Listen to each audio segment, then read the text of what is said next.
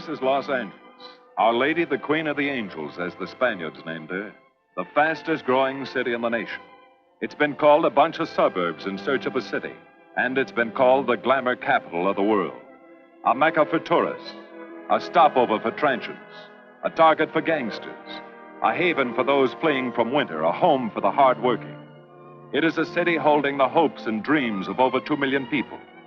It sprawls out horizontally over 452 square miles of valleys and upland, of foothills and beaches.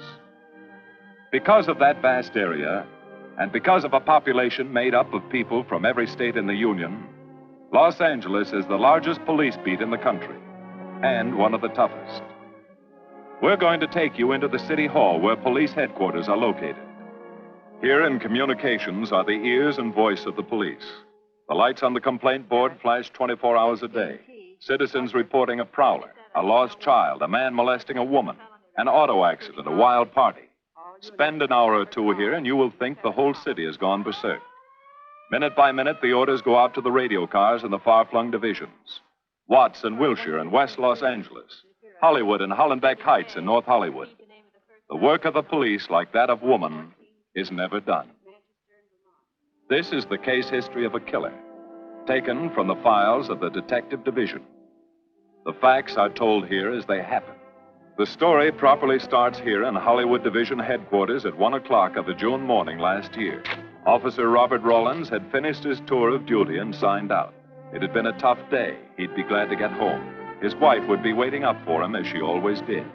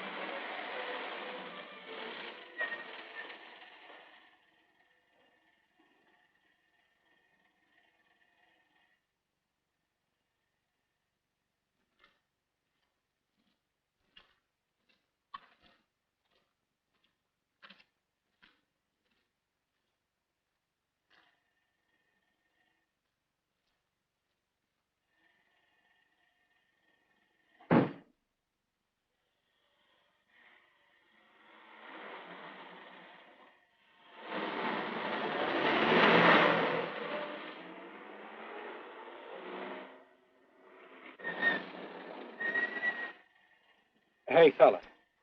Come here. What were you doing back at that radio shop? Just looking. I was on my way home. Live around here? Yeah, a couple blocks down. Let me see some identification. Sure. Yeah, I guess I forgot my wallet. Look, lad, I've got to see some identification. How about my Army discharge? I got it right here.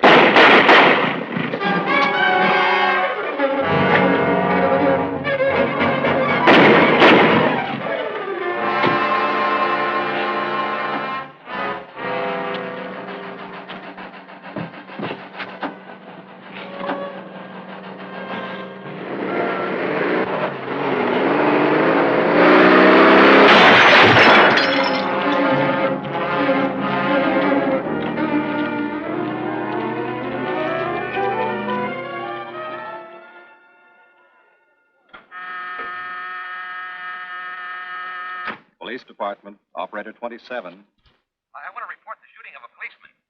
Hold on, please. Give me that again, please. I'm calling to report the shooting of a policeman.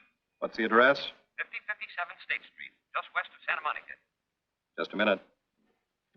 Receiving hospital. Operator 2. Operator 27, 5057 State Street, 5057 State Street. An officer has been shot. Send an ambulance. All units in the vicinity of State Street and Santa Monica Boulevard. Proceed at once to 5057 State Street, 5057 State Street.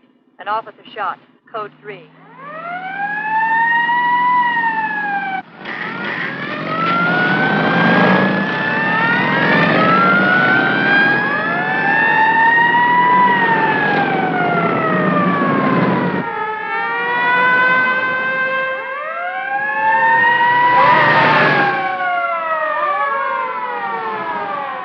K to Control 1. Control 1 to 80K. Go ahead. This is Breen. Instruct homicide to throw out a dragnet and pick up all suspicious characters in the area of the shooting. Also notify Sergeants Marty Brennan and Chuck Jones to report to me at the scene of the crime. Control 1 to 80K. Roger.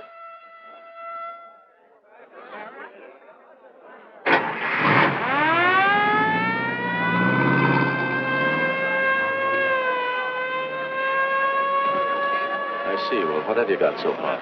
Well, not much, Captain Breen. A couple of cartridge cases. Oh, Marty, Chuck. Hi, Cap. Eyewitnesses? Who was first on the scene? Reported it. I was. I live here. I'm a light sleeper, but my hearing is good. And my Did cat. the officer say anything before he collapsed? Yeah, he gave a description of the fella. On the shooting of the officer. Suspect is a white male American, age 26 or 7, 5 feet 10 or 11, 155 to 165 pounds, brown hair, regular features, pencil mustache. Repeat broadcast. All units. Is that about it? Yes, sir, exactly. And the officer kept saying, he looked like such a nice kid. He looked like such a nice kid. As if he couldn't believe what had happened to him. I see. Is that all? Yeah. Thank you very much. Yeah, well, anything else I can do, I'd be glad to help you. We may call you. Get his name and address, will you, Bob? This door been checked, Lee? Yeah, it's okay, Captain.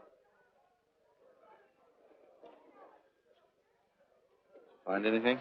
Nothing but some smudges so far. Found this in the glove compartment. I think it's nitroglycerin. Doesn't look quite right. Well, check it down at the lab. Right.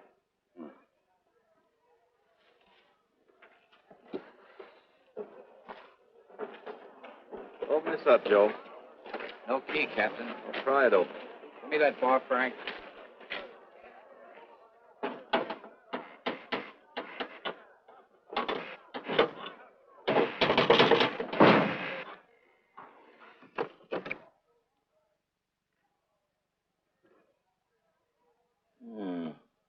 Regular arsenal. Yeah, get a load of that. What is it? I don't know. It looks like some kind of an electrical device. United States Navy. It's either stolen or war surplus. Send all this stuff down to the lab and check the serial number on that Navy equipment. Yes, sir. Captain Breen. We found these in the weeds over by the radio store. What do you got? A pair of cloth gloves, Captain. Well, he thought of everything, didn't he? All right, give them to one of the technicians. Yes, sir. Marty, you and Chuck come along with me. Let's go downtown and see what they picked up in the dragnet. Right.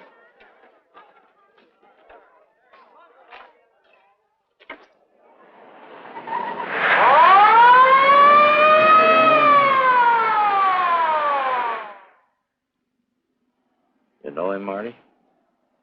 Yeah. I know his wife, too. Ever since high school.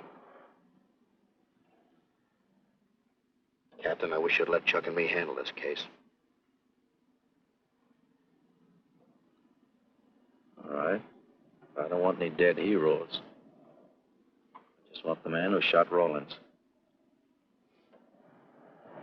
The suspects began to arrive at headquarters in droves. The police tossed every motel and hotel and many private homes in a 4-square-mile area around the scene of the shooting. Every available radio car and patrolman and detective was out on the dragnet. The strings were being drawn tighter and tighter. Many a man returning from a date or a late party or a poker game surprisingly found himself in a squad car, its siren screaming as it brought him to the detective bureau. The dragnet gathered in some strange fish, and many ordinary ones. All the rest of that night, the detectives probed, needled, questioned, quizzed. Everything was checked. Fingerprints, names, addresses, stories.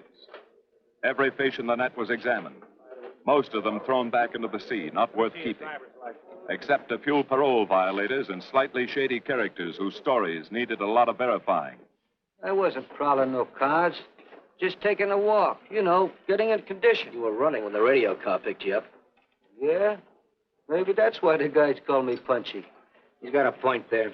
2 felony convictions, no warrant, no warrant. He's on parole. Book him, violation of parole. Let's have the next one, Joe.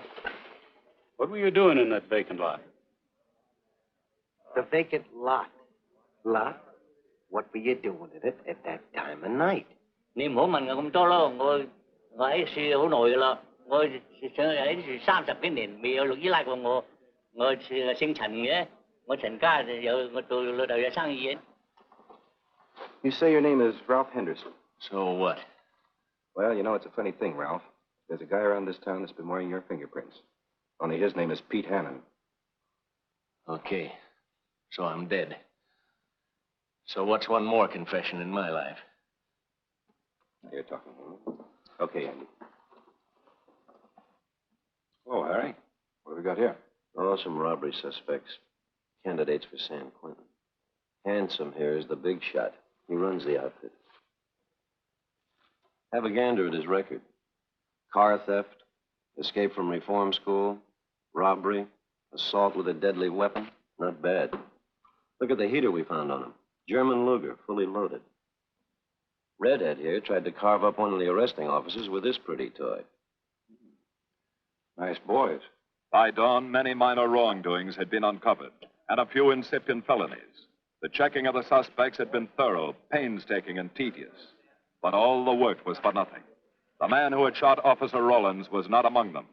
He remained no more than a description, a shadow of a man, mysterious, elusive, deadly, hidden away somewhere in the vast city. As for Rollins himself, he couldn't help. He was in a coma at receiving hospital. Mrs. Rollins waited out the long, tense hours while her husband fought to live. Many another officer's wife had so waited. Many another will. The word came shortly after sunup.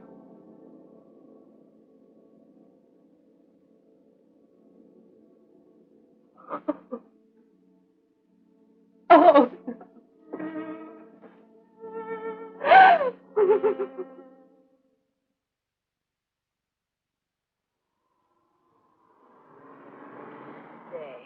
A white male American, 26 or 7, 5 feet 10 or 11, 155 to 165 pounds, brown hair, regular features, pencil mustache. This was no frightened fugitive. What went on in his mind? Why had he set his hand against his fellow men, taken the life of another, of a stranger, of a man who was merely doing his duty?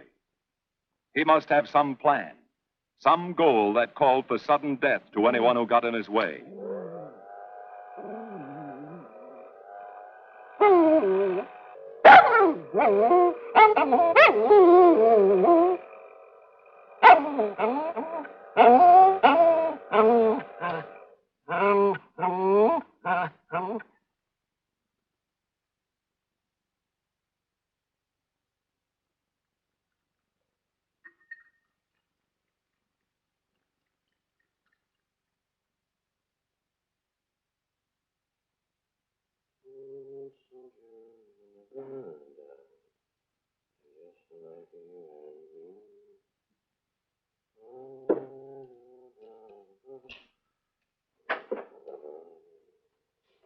Good morning, boys. Morning, Lee. Hi, Professor. Well, I thought this was safecracker soup. You gonna drink it, I hope? I'm really a nice guy. Stick around. I'll prove it. Come over here.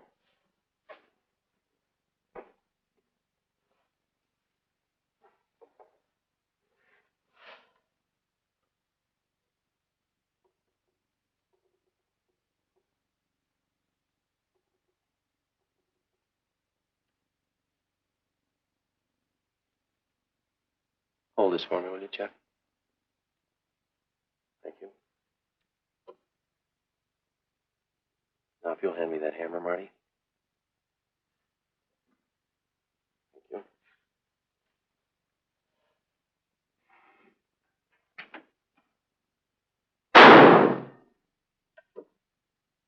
Yeah. Nitroglycerin. I didn't ask for a collection of fingers, just fingerprints. All those nice fingerprints on the car belong to the man it was stolen from, Cap. Nothing on the guns or picklocks? Not even an interesting smudge. The gloves. Common type, worn by undertakers. I'll check on them. They won't show anything. What did your scientific test show? A couple of little things. Tool identification on these picklocks. I got one under the scope. You want to take a look? Yeah.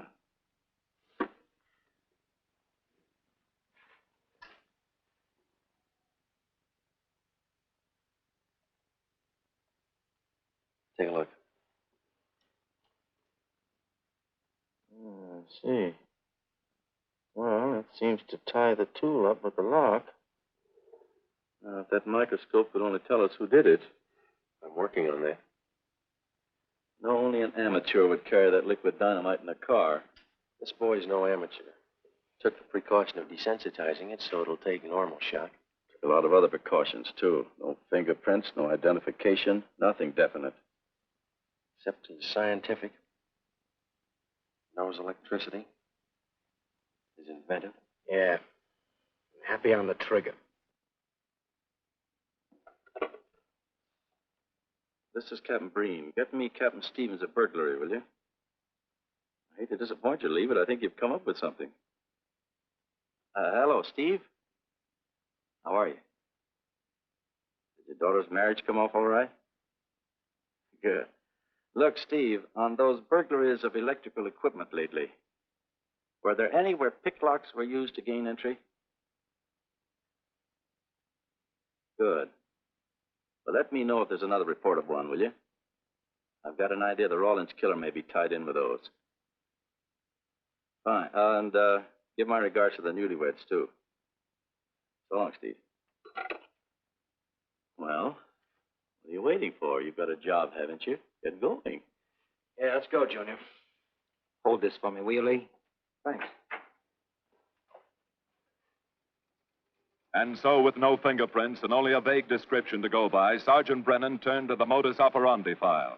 A criminal, like any human being, has his own habit patterns, unconscious traits that can lead to his downfall.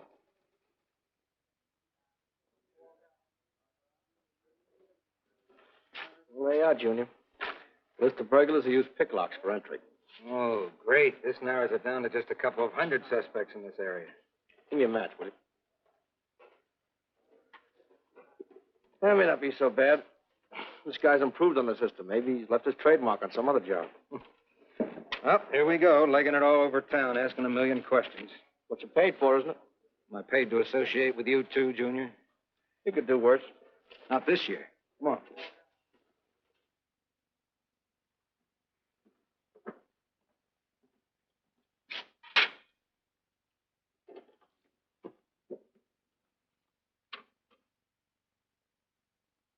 Car 12, car 12, in the 10,000 block on Mississippi. A 394-15 disturbance.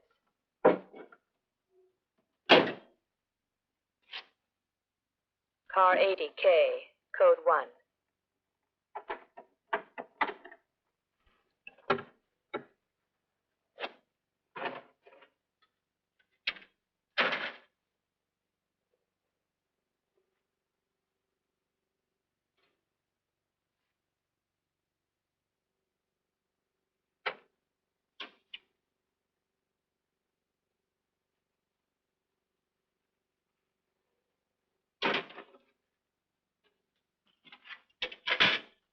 All units. On the broadcast of the suspect arrested in the shooting of Patrolman Rawlins. Cancel the cancellation. Suspect released from custody.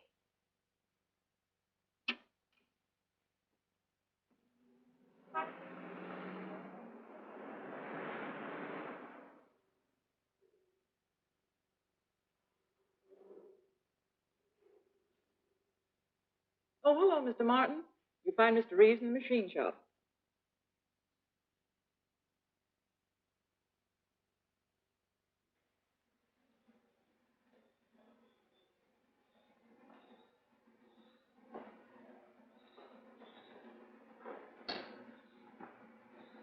Hello, Roy. Glad to see you.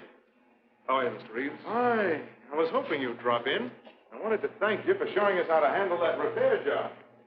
Helped a lot.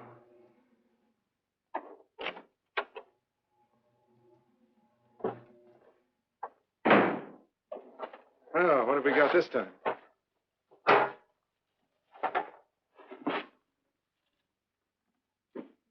Silograph.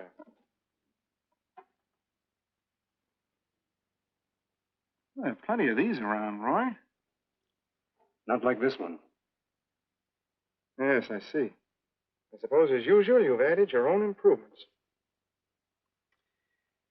You know, it seems wrong that a man of your talents should bother consigning equipment for rental. I'd like to see you devote yourself entirely to experimental electronics. It'll come one day. I'll have a place like this. Well, why wait?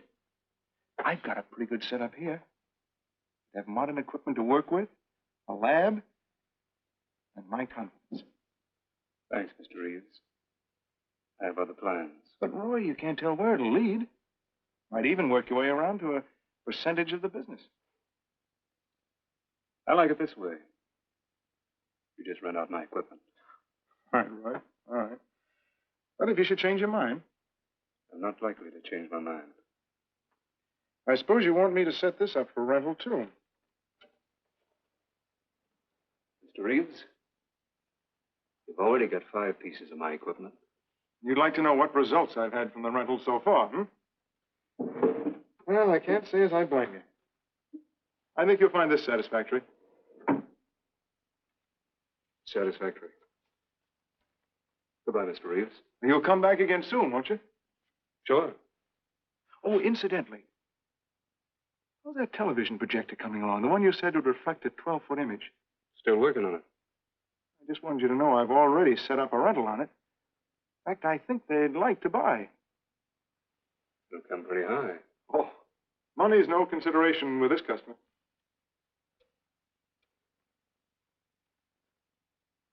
Tell him he can pick it up tomorrow. I thought you said it wasn't finished yet. It'll be finished.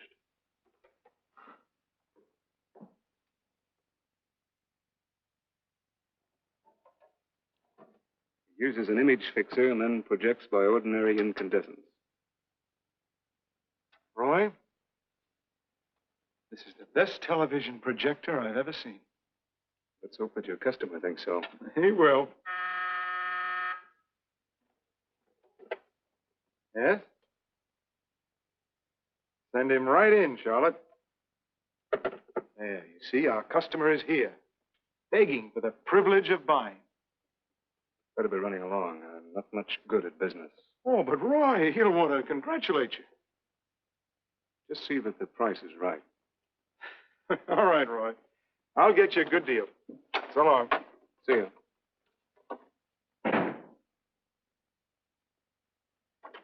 Well, Mr. Dunning, come in. Isn't it a beauty?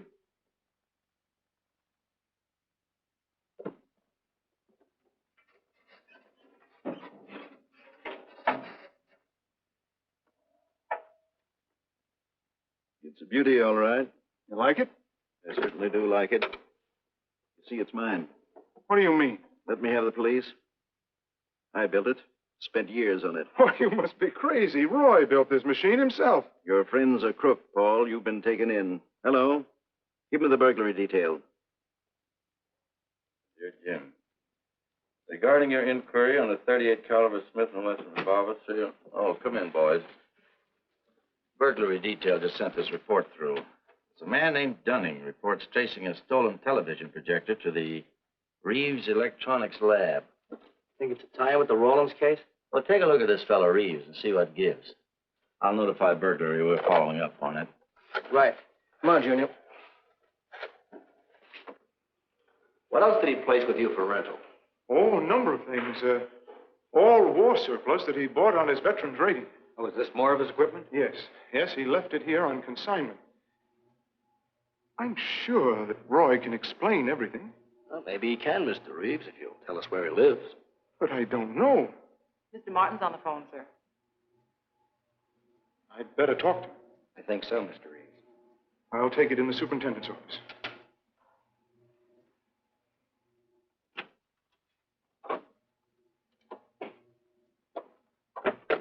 Tell him that you sold the set. And his money's waiting for him here. Find out what time he's coming by. Put Mr. Martin on.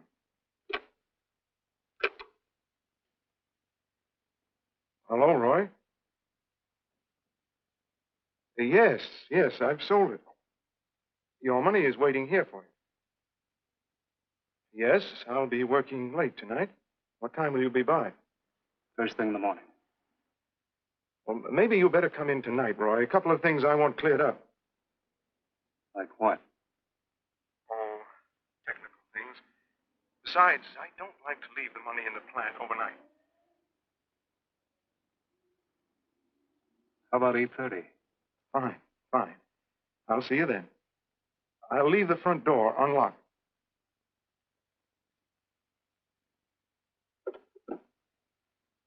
You'll be here at 8:30.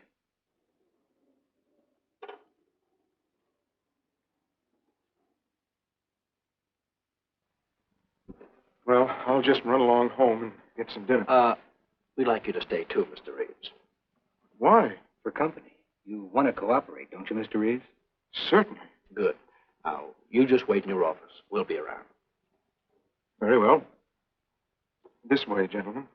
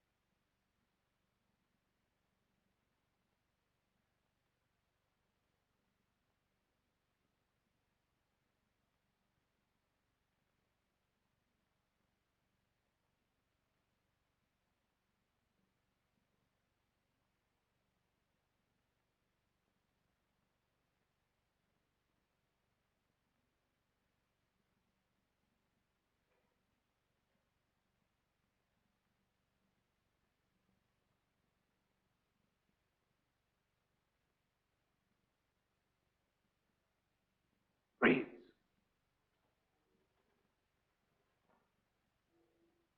That you, Roy?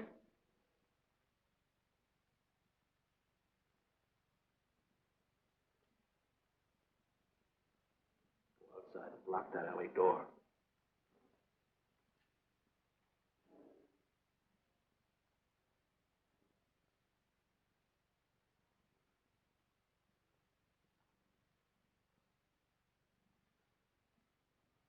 Where are you, Roy?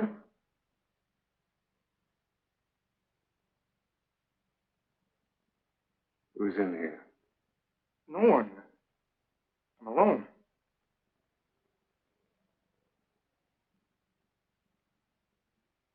Come on in. I've got your money for you. Bring it out here. All right. Just a minute.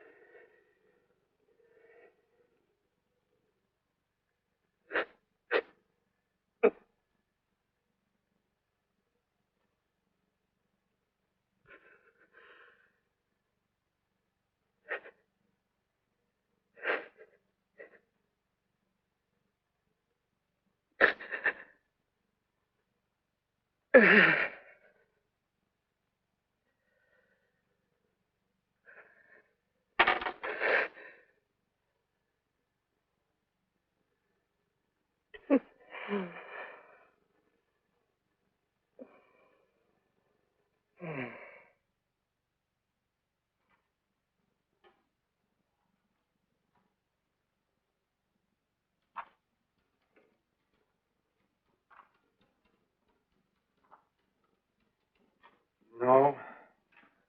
None of them even looks like Roy Martin. He had such a fine face. Didn't keep you from carrying a gun. Or didn't you know that? No, I didn't. I've told you all I know, all he ever told me. What about his friends? Didn't he have a girl? No, I don't think so. He had no interest in anything but electronics. Where'd he pick up the subject? Books, magazines. Mostly from the Signal Corps. He was attached to a radar unit. Get a teletype off to the War Department. That might help. Yes? Ready on your call to receiving hospital, Captain Breen. Hello, this is Captain Breen. What is the latest report on Sergeant Jones?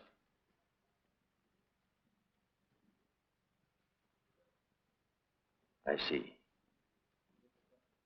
Well, let me know if there's any change, will you? Thanks. Chuck's in pretty bad shape, Marty. He's paralyzed. May never walk again.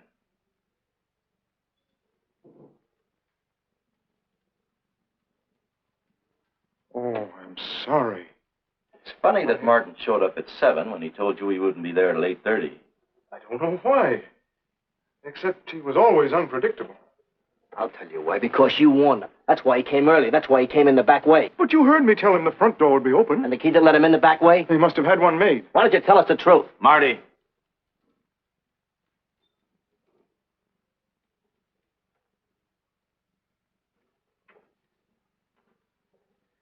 Now, look, Paul. You can make it a lot easier for us to believe your story if you'll just give us some facts. Something that might help us. I've told you all I know. I've been gullible, all right, letting him make a fool of me. But I'd do anything to make up for what he did to Detective Jones. Sure you would. You can go now. Oh, thanks. Thanks.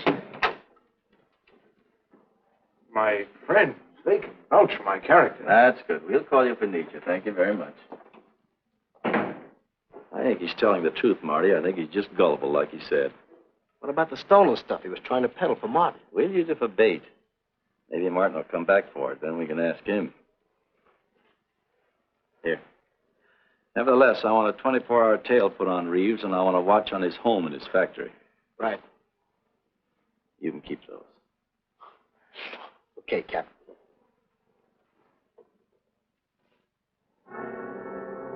And now the killer changed his tactics, his modus operandi. It would baffle the police. They always expected burglars to remain burglars, not go in for stick-ups. They'd never tie this up with him. So wearing a variety of disguises, coming and going like a shadow, ready to kill if cornered, he struck the bottle stores in a one-man blitz that had the robbery detail dizzy.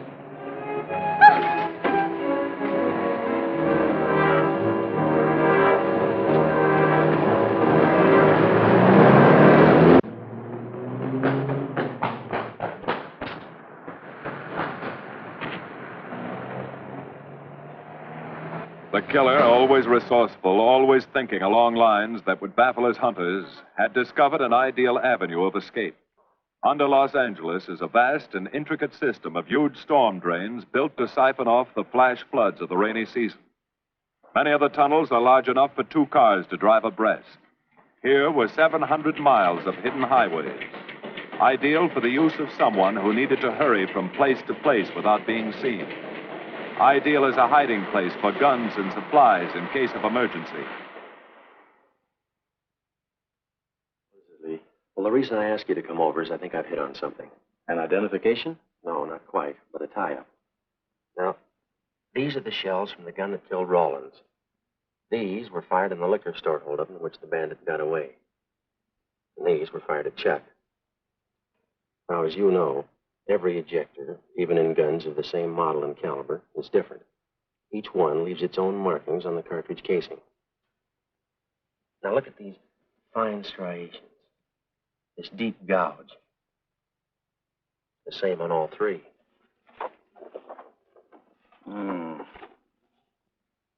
In other words, the man who killed Rawlins and the man who shot at Jones and Brennan, the stick-up who's blitzing the liquor stores, are all the same man. Right. All we need to know is what that man looks like. Get me Chandler in robbery, will you? I've got an idea about that. Also, it'll give us a chance to see if Reeves is on the level with us. Steve, Breen, about those blitz holdups you're on. Round up all the victims and have them down here tonight, will you? Oh, it's just a little scheme. Thanks, Steve. That's good. Now sketch another one of the same type, only this time thin it out a little, huh? All right. Hi, Lee. How's it coming? You ready for tonight? We'll be ready. Think it'll work? Should. Where'd you get the idea? From a kidnapping case in Chicago. But I thought these slides might be an improvement over the method they used. Could be. Captain thinks so. Good evening, ladies and gentlemen. May I have your attention for a moment, please? You've all been asked to sit in on a little experiment tonight. We're going to try to build a picture of a face. A face of a man who's cunning, resourceful, and deadly. He's a man who killed a police officer. Now, some of you he held up at the point of a gun. You may have seen his face, remembered something about it. And we want you to tell us exactly what you remembered. Whether it's his hair, eyes, nose, or mouth. And we're going to try to put those pieces together so that they add up into a picture of the face of the man we want. Now, you can see how we're depending on you. Lights? Now, first, we're going to concentrate on the type of hair our man had. And if the picture looks anything like his hair, I want you to speak right up. All right, the first slide, Lee.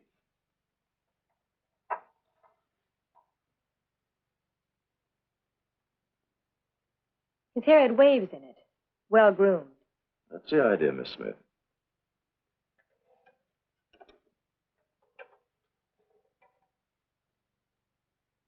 Is that any closer? No, it was parted on the side.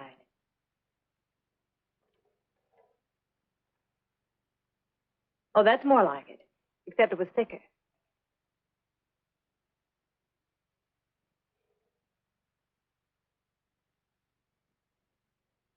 Oh, that's very close. Yes, that's the way his forehead looked. It was broad and high. All right, hold that slide. On the next series of slides, we'll take into account his eyes.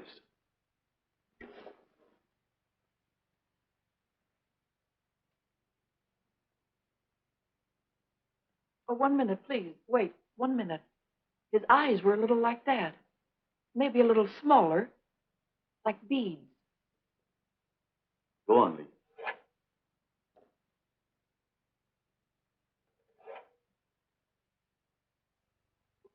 Now you've got it. Now hold that slide, Lee. Anyone else? That looks like him, only a little madder. He had a patch over one eye when he come into my place of business. I remember noticing that the one showing was blue. Well, the guy that stuck me up had on horn-rimmed glasses. He was wearing a Band-Aid across his nose when he knocked me over. Uh-huh. All right, hold that, Lee. Well, so much for the eyes. Go ahead.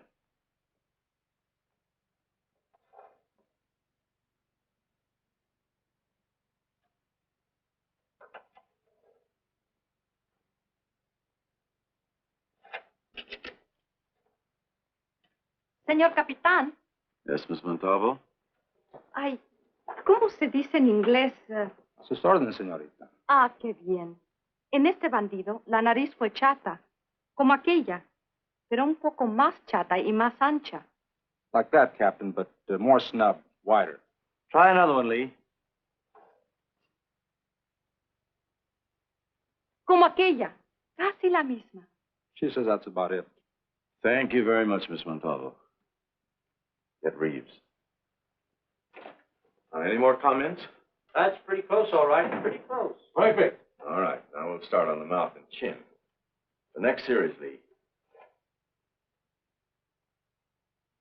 I think his lower lip stuck out more. The mouth was thin and mean, like it never laughed. Go ahead. Something like that, but thicker lips. There. That's it. That's him. All right, now hold that right there, Lee. Oh, come in, Mr. Reeves. Good evening, Captain. You ever see that face before? Why, it's Roy. Except for the hair being a little lighter and the eyebrows heavier. It's Roy. You're sure? I'm positive I'd know him anywhere. Lee, I want a retouched photograph. Now lighten the hair and give more body to the eyebrows. Right. Lights. That's all. Thank you very much. You've been a great help. It's positively amazing how you found out what he looks like. Well, we're looking for an amazing criminal, Mrs. Johnson. Thank you and good night. Good night, Captain. And so the face of the unknown killer, built up from fragments of evidence, was sent out all over the country. To chiefs of police, to sheriffs, to county constables and county jailers, to the wardens of prisons, to all postmasters and postal inspectors, to the agents of the Treasury Department, to the FBI. They showed that picture to the inmates of jails and prisons, to men with a wide acquaintance among the cat burglars and the violence boys. Informers and conmen and sharpshooters were quizzed, those on the fringe of crime and those deep in the rackets. Many wanted to help. Nobody could. No one in the underworld recognized that mysterious face. He was as unknown as if he had lived in the 16th century.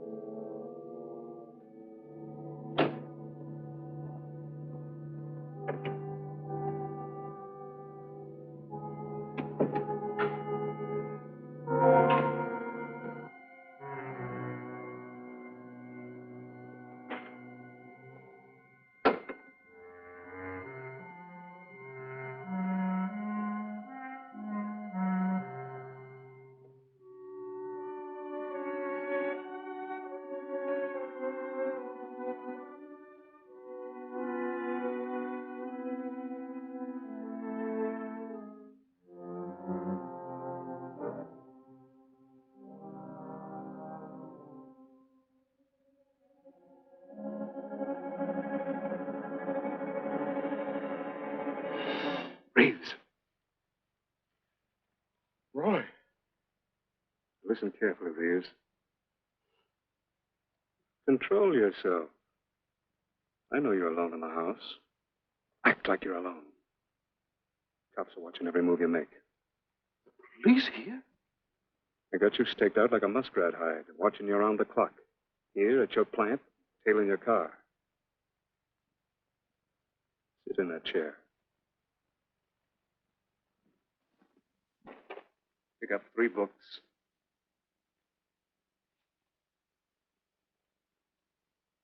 Don't look up and don't answer me. All right. So glance at the books.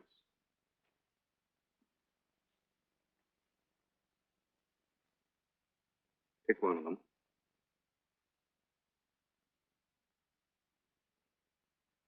Okay. Now, that's the book you want to read before you go to bed. Now, get up and turn off the lamp.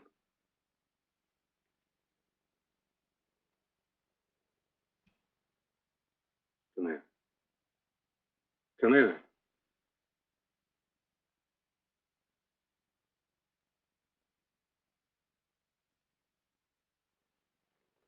Go in the den.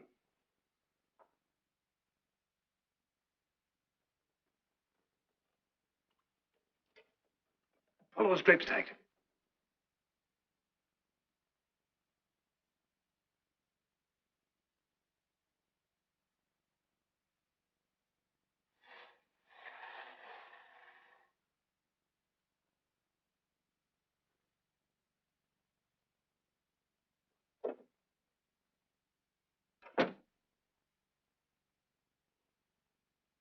Get away from them.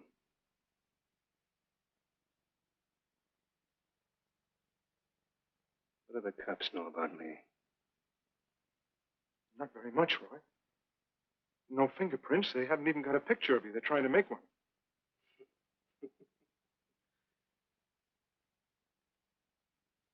How much cash you got in the house? None. I never keep any cash in the house. It isn't good business. Suppose you think it was good business letting me walk into that trap. No, Roy, no. Don't do anything you'll regret. Now, listen to me. It isn't too late. Give yourself up. Come to your senses before you kill someone else.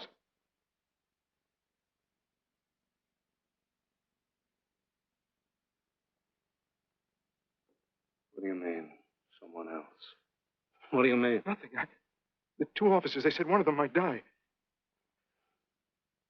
He's still alive, isn't he? Reeves? I never thought you'd stooge for the police. You almost got me killed. Roy, you know the police are right outside. You'd never get away with it.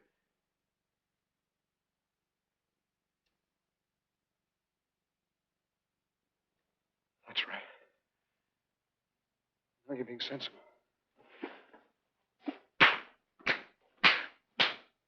I know there's money here. Where is it? Don't, Roy. I'll get it.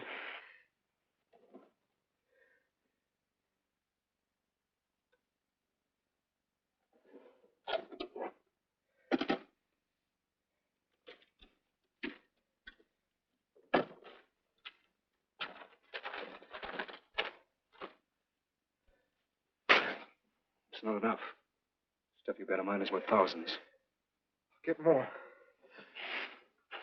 Get it. Keep it handy. We'll be back next week, next month. But get it and have it ready. Just give me time.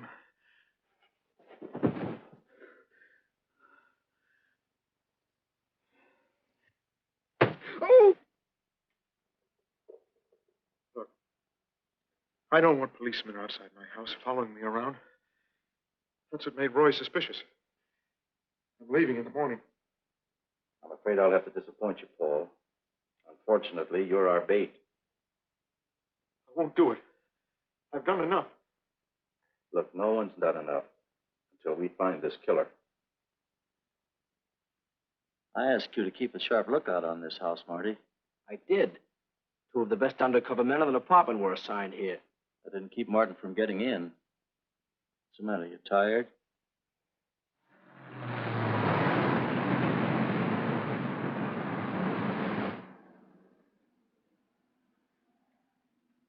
You got any idea how long you've been on this case, Marty? Months. Long enough to have come up with something by this time. You know any more about the Rawlins killer than you knew the first week? Yeah. He's about the toughest nut I've ever had to crack. That's what I told the chief when he called me in this afternoon and wanted to know why the case hadn't been broken. Look, Captain. Rollins was a friend of mine. So's Chuck. I've got a bigger stake in this than the chief knows. I'm doing everything I can. Well, I'm afraid it's not enough, Marty. Maybe you're too close to it to see it clearly. Maybe it needs a fresh team, a new viewpoint. I think you've got to take a couple of weeks off, Marty. Starting tomorrow. Anything you say, Captain.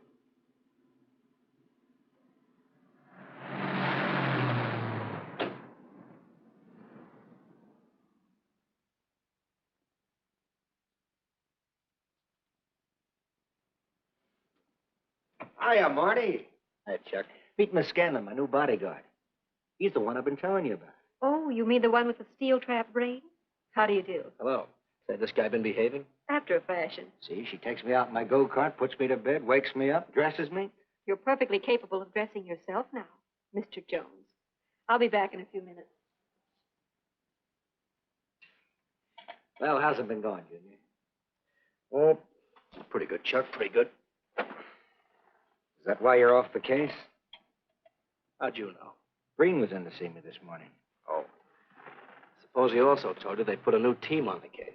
He told me everything. Let's see what his new boys dig up. Well, maybe they'll examine the facts of the case a little more carefully. What facts? That our man's sharp, that he's intelligent and works alone, that he has no record, never leaves a fingerprint and knows every move we make? Sure, plenty of facts, only they add up to nothing. Sure, forget it. You got yourself a 10-day vacation. Go on down to the beach, get a suntan. By the time you get back, the case will be broken. Isn't that what you want? You know better than that. All I know is what I hear. You sit there batting your gums about how the old man let you down. Maybe he's trying to wake you up. He's got a funny way of showing it. There you go, flying off the handle. Always taking things for granted. I wish I could get up and boot some sense into you. He knew what this case meant to me. He still does. That's why he's trying to get you mad enough to do something about it. You don't really figure that's his idea, do you? I know it is. Ah, it's a tough case, Chuck. Not an angle, nothing to go on. You'd know what I meant if you were out working with me. I have been working with you. That's all I've had to do lately, just sit around studying what little facts we have, trying to figure out who he might be. You know the kind of a guy we're up against, then. I tell you, Chuck, this guy's a genius the way he operates. As if he were right there with us every time we go out after a lead. Oh, sure. Breen's been tipping him off just to make you look bad. Yeah, almost like that. Well, he beats us to the punch every time. There's your angle. You just hit it on the head, but you don't see it. Look, start adding. 1, he's unknown to the underworld. 2, he beats you to the punch, right? And 3, it's almost as if he were with you. Isn't that what you said? Yeah? Well, tie that up with a lot of other little things, like the fact that he uses a police gun and the accuracy of the shooting. Anybody could buy a police gun, and the Army could have taught him how to shoot. Yeah, but who taught him how the police operate? Oh, I know what you're driving at, Chuck. But a cop. Those things happen. Yeah. Now, if I were still in the case, I'd start with our own department first, then Santa Monica, Culver City, Burbank, Pasadena. See you later, Junior. Hey! Don't let him out of your sight, beautiful. It's the first time in years he's used his head.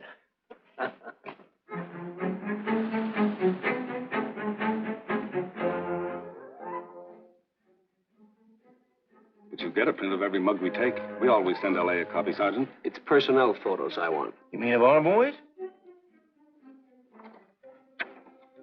That's Roland's killer, isn't it? That's right. You've checked your own department. We did that first.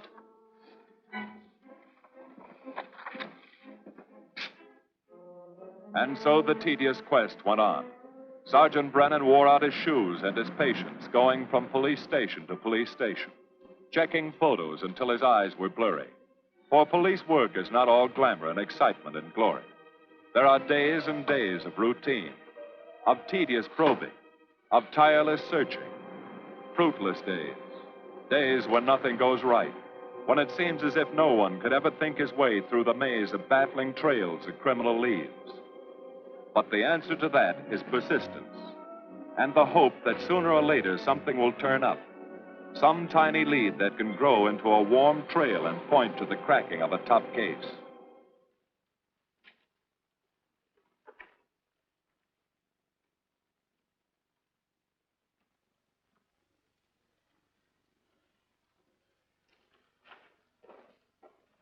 Well, that does it, boys. Can't say I'm sorry you didn't find him in here. I'd hate to think it was a cop. Doesn't seem to be anybody. Just a lot of pieces of a face that never existed. Would you mind if I see that again? Sure, frame it. Put it on your dresser. Wait a minute. He wasn't a cop. He was a radio technician right here in our dispatch office. What did you say? I'm saying he worked here in 42. Well, come on, give. I remember the kid well. He was sort of strange, never bothered with anyone in the department, just kept to himself. He was in line for promotion when he was drafted. Where was he living at the time? I don't remember. Try the dead files. He never asked for his job back after the war. I remember writing to him about it, though. He was an excellent worker. Oh, yeah, here we are. Yeah, this is it. Took a while before he answered, but like he says in the letter, he wasn't interested.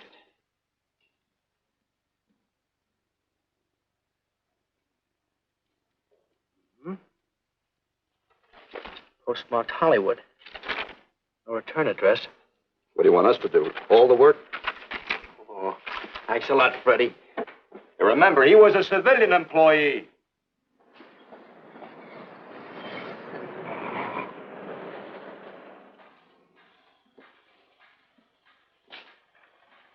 Well, how about it? Anybody recognize him? Not on my route. I never saw him before. Yeah, okay, fellas. Thanks very much.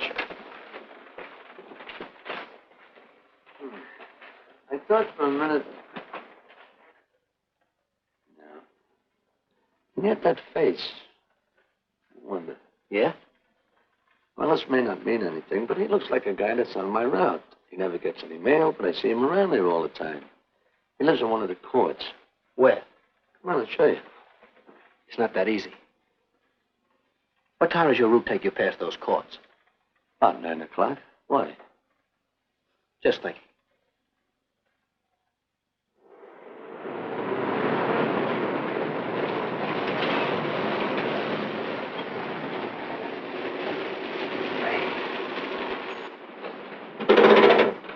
You got any chocolate milk? Sure have, buddy. Yeah. Thanks. What's your parking? Straight on back. Second in the yell. Number 7. Right. Kind of warm today, huh? Oh, it's not too bad for this time of the year.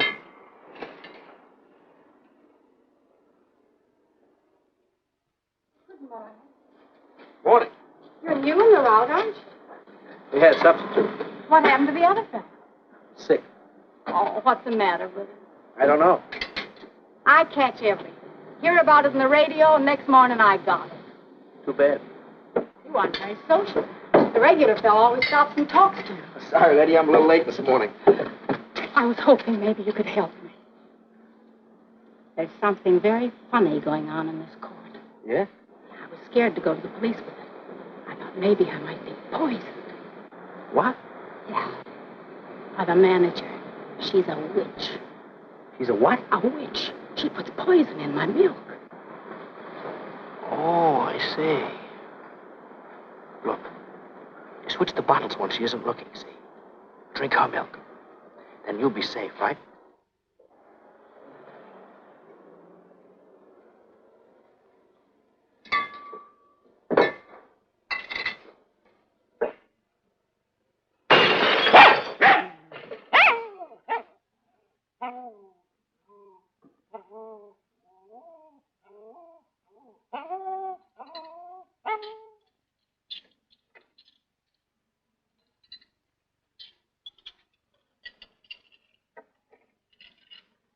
Why, I had a little accident.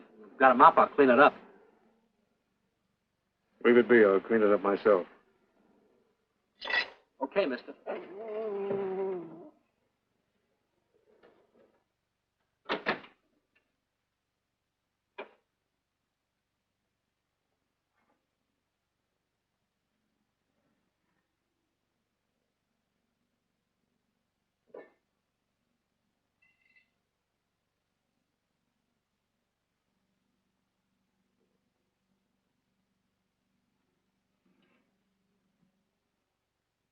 The place is called Bellevue Court.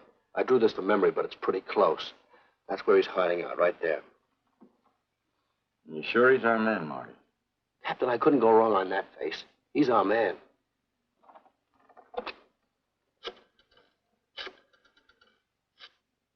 Now, there are 5 cottages in this area, and 2, number 6 and 7, in the L at the end of the row. Our man lives in number 7. This building department plan will show you the whole layout. It's bounded on 3 sides by Fuller, Santa Monica, and Poinsettia. Now, the court is partly surrounded by a high wall. Breen, homicide. Good. You keep your eyes open until we get there. Morgan has just gone into his bungalow alone. Any questions? All right, you all have your instructions. Let's go.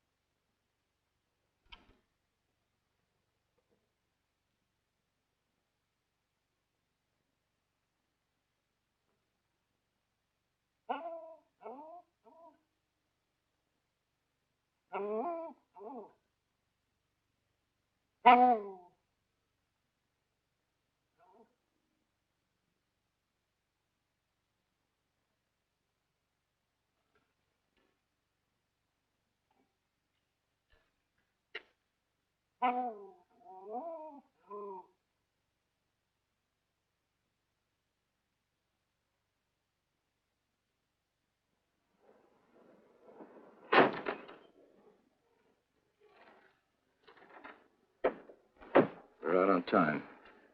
Wait 5 minutes. Go around and block the side entrance. Keep your lights off.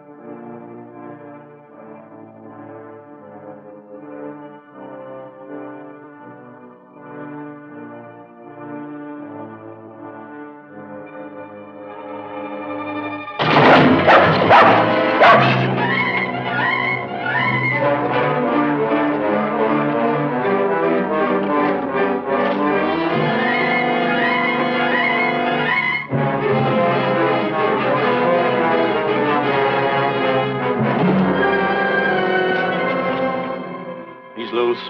I want a radio car in a hurry.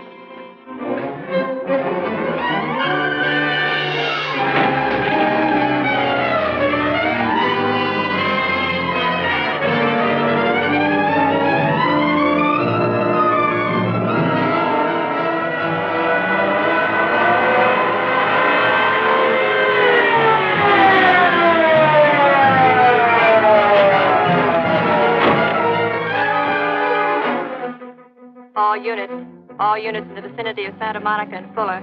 The murder suspect in the Rollins killing is at large.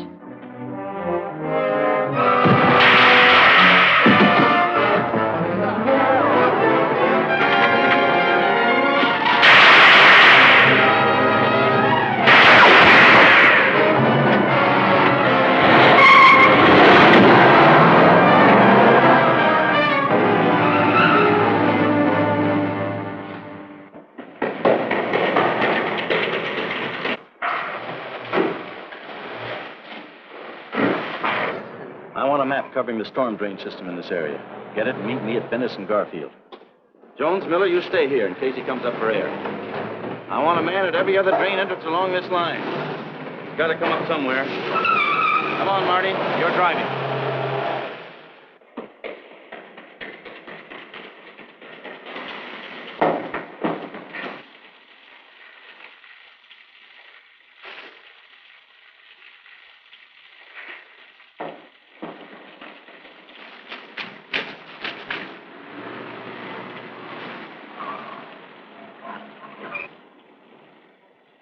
Keep this drain covered. It's liable to pop out anywhere.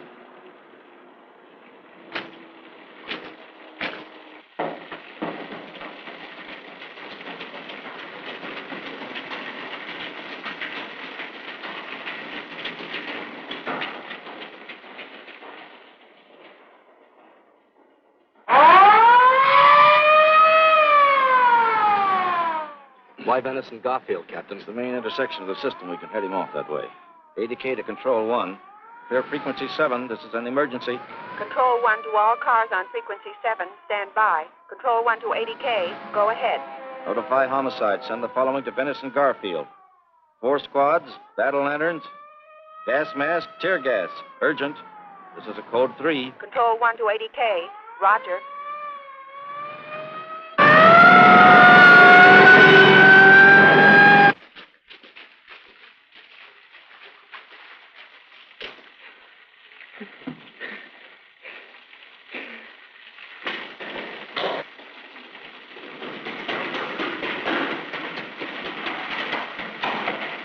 And he'll probably head down this main drain to where it comes out at the Rio Hondo. Now, you take your squad and cover that exit. Right. Keep all spare radio cars cruising back and forth along this main street. Watch the curb inlets. We'll go in here.